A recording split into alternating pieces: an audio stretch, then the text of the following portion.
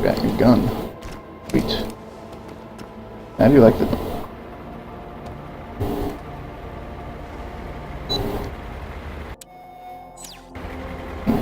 I got misbound here. 1 second. I don't know why my phone is not button control. Is F. Oh. And this mouse. Oh, and mouse button 4, which I don't actually have bound right now. Okay. Yeah. Boom. Do like that. The way that the focus shifts when zoomed is one of my favorite graphical effects in here. So I was going to say a thing about reception of the game and marketing of the game.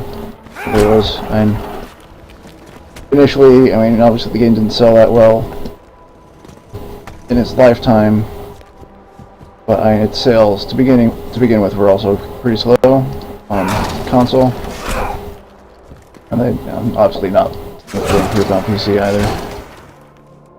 But I never got to see stats for that. I didn't see stats on console, and its uptake was not super huge to begin with.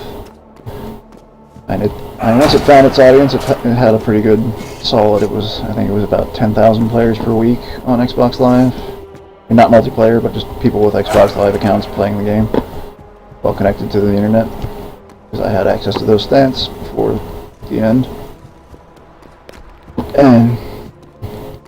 But it was... So it was like slow to start, and then Space Asshole happened. If you don't know what Space Asshole is, go YouTube that. It was this sort of thing where somebody just had this weird song and set to just Mason just driving around wrecking people's shit, and Space Asshole. And it was hilarious, and it went a bit viral, and then the sales of Red Faction boosted. It like jumped up. And Richard Brown, who is the occasionally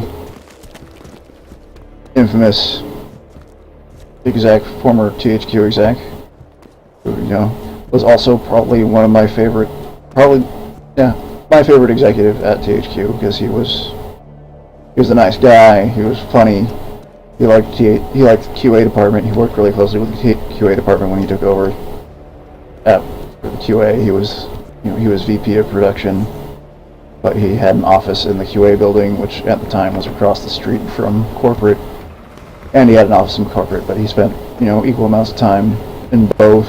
He did a monthly meeting where it was basically just, he shot the shit with us and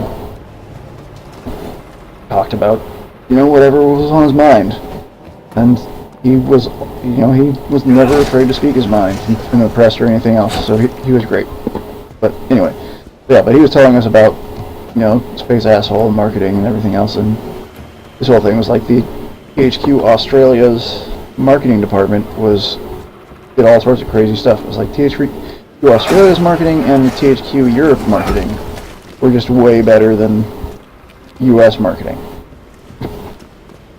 for reasons that were never really explained. But the UK marketing did that stunt where they had the car filled with copies of the game, and that they just parked on a street and leaned a sledgehammer against, and people were invited to just wreck the shit out of that car and take copies of the game. And Richard was certain Australia was responsible for Space Asshole, but apparently the Australian marketing denied it. And Space Asshole happened, and sales went up, and I think without Space Asshole there probably wouldn't have been a Red Faction 4. And even though, in hindsight, there probably shouldn't have been a Red Faction 4, at least not that Red Faction 4. Alright, I'm gonna run back. Oh no, that guy blew up that thing. I didn't want that guy to blow up that thing. Now I have to go down there and get scrapped while being shot.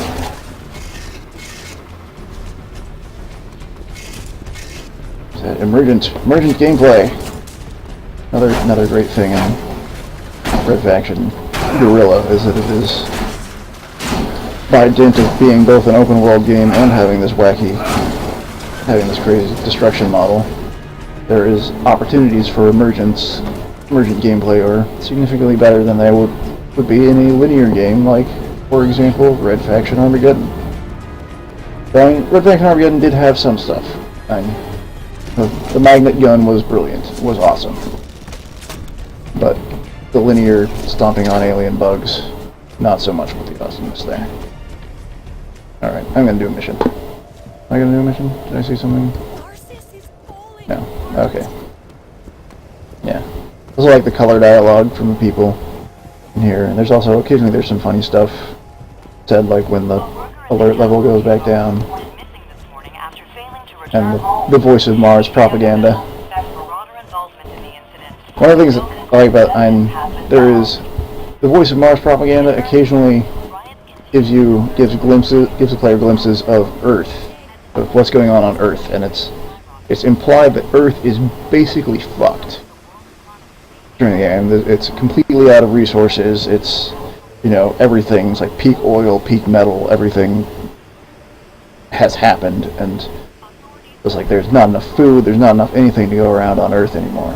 And that's why the EDF is stomping on the neck of Mars. This is our former base of operations. Is because they need Mars's resources, otherwise Earth is just going to completely collapse. I know you're familiar with demolitions. But the Martian colonists don't care. They want their freedom. Who cares if the birthplace of humanity completely falls apart and is fucked? Think you can handle it?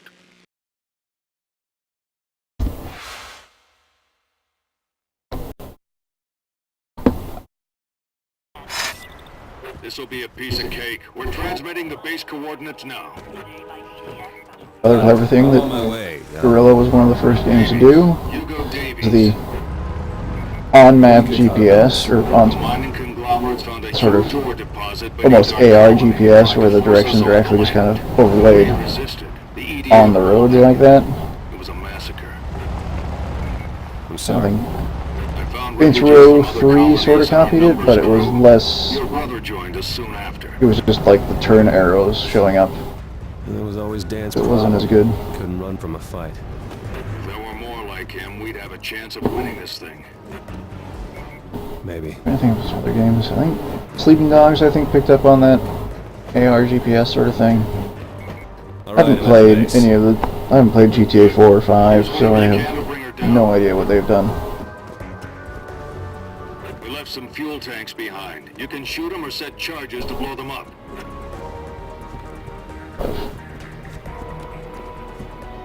Picking stuff up, throwing it at walls, and blowing it up. Blowing things up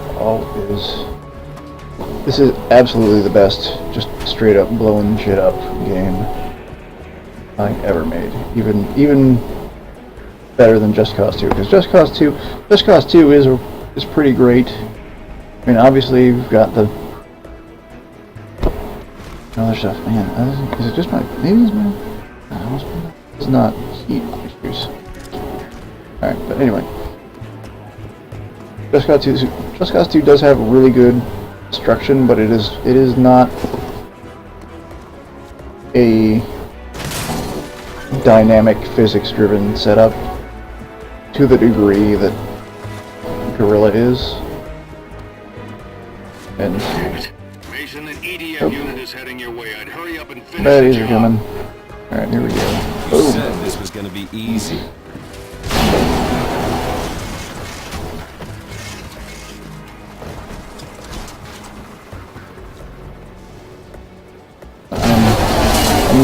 Just Cause 2 couldn't possibly have been to this degree because I mean its density is just way higher. I mean, if there's like a Just Cause 3, woo, you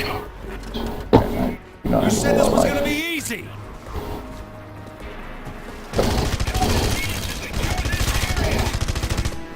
Other favorite gameplay thing, dynamic cover. This they actually took out at one point. And that was, we were all very disappointed. They took it out, and then they ended up limiting it to it was they took out the blind firing, because there was at one point you could blind fire over cover, and they got rid of that. They took that out permanently. But, like the actual dynamic cover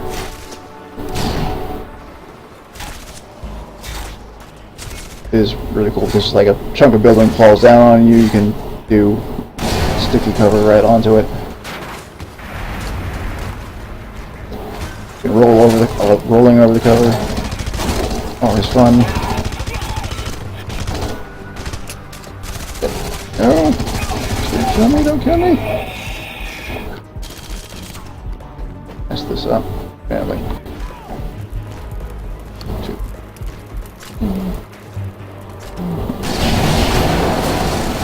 House not blown up yet? Seriously?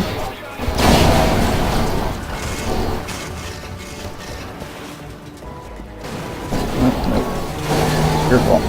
Oh, there it goes. Okay. I'll get the hell out of here.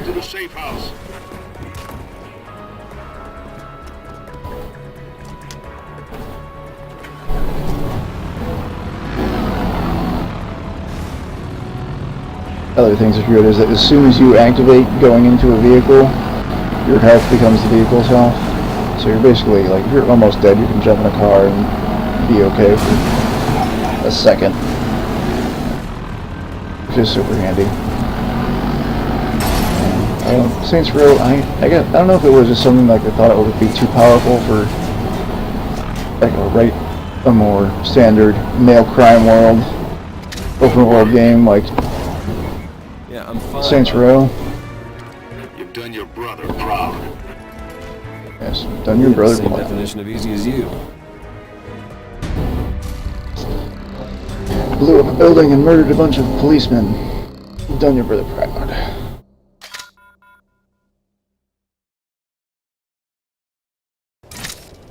I know you're angry, but we don't have the luxury of playing it safe. Your brother understood that.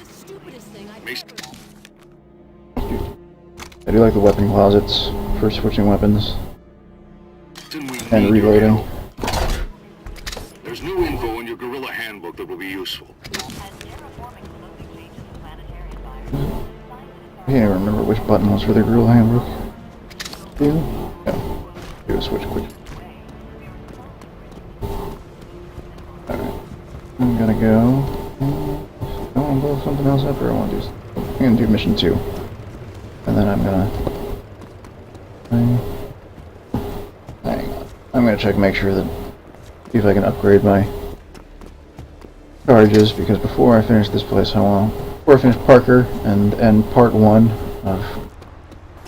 of games that I worked on, Red Faction Guerrilla, I want to be able to.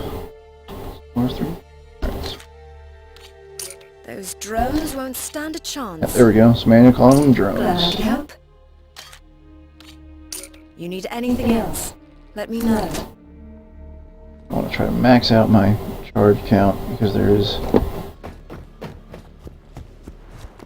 things like you've got the smokestacks, like those 2 big smokestacks there.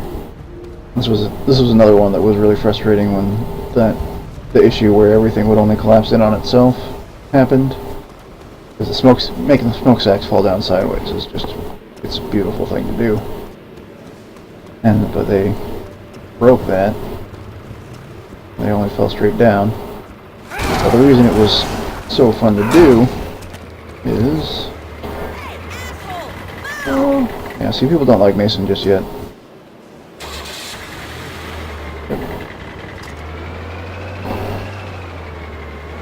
There was a hilarious thing one time. It's like one of those weird little trucks. I actually kind of got going full speed, jumped off of that rock. You can't, I'm pointing and that's silly. But I'm going to back into it and then I'll show you. Jumped off of this hill here into the bed of a truck like this that I'm driving right now. And that truck exploded instantly. And it was amazing.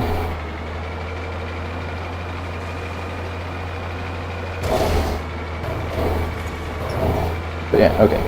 So the thing that the destruction.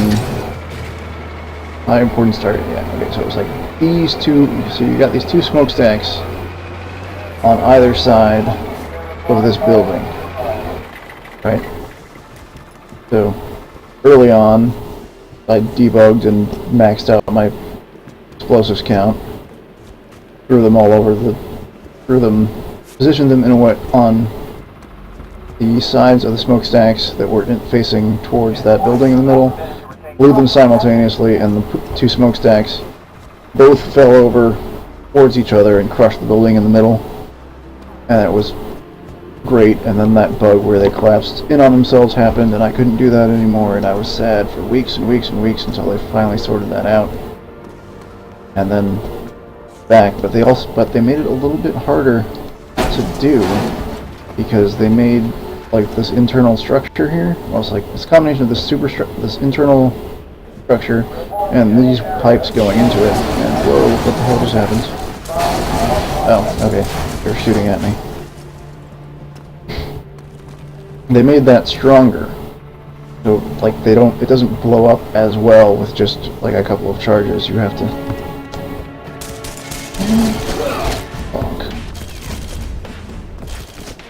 have a lot of charges, and you have to place them very carefully. And I haven't yet been able to completely reproduce the charge placement for getting that. I mean, I can get one of them to fall, but getting them both to fall simultaneously onto the center building, very difficult. Way down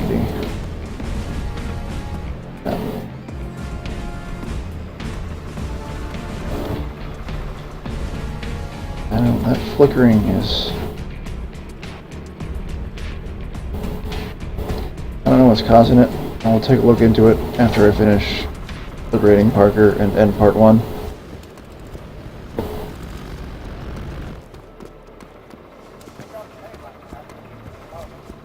It's gonna drive me nuts, and hopefully I'll be able to sort that out for part 2. Yeah, it's really dumb. We received word that a high-ranking EDF officer is looking to defect. Sam went out to meet with him. I know she can handle herself, but she shouldn't have gone alone. After what happened at the old base, I'm not taking chances. Get to Sam as soon as you can.